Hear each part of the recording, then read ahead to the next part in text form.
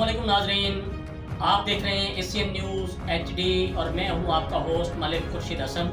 इलाकाई खबरों में रुख कर रहे हैं। टेक्सला वा कैंट से नुमाइंदा एशियन न्यूज़ राजा हसन कियानी की रिपोर्ट के मुताबिक अली चौक वा कैंट में पाकिस्तान मुस्लिम लीग नून की जानिब से जलसे का इनेकाद, जिसमें नून लीगी क़ियादत हाजी उमर फ़ारूक, आबिद नज़ीर कियानी, राजा सरफराज, राजा आमिर सईद ने शिरकत की। इससे पहले एक बड़ी रैली भी निकाली गई जिसकी क़ियादत सबूर कादरी, अकील अहमद, राजा हसन कियानी, हुज़ैफ़ा बेग और वलीद अहमद ने की। मज़ीद तफसील इस वीडियो रिपोर्ट में। मैं अफजल भोलू साहब का भी मशहूर और ममनून हूँ।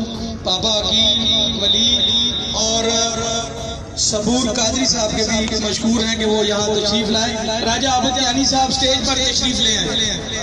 साबिक सदर वर्कर एसोसिएशन, इनका भी पुरतबाक इस्तकबाल कीजिए। राजा आबिद नज़ीर कियानी।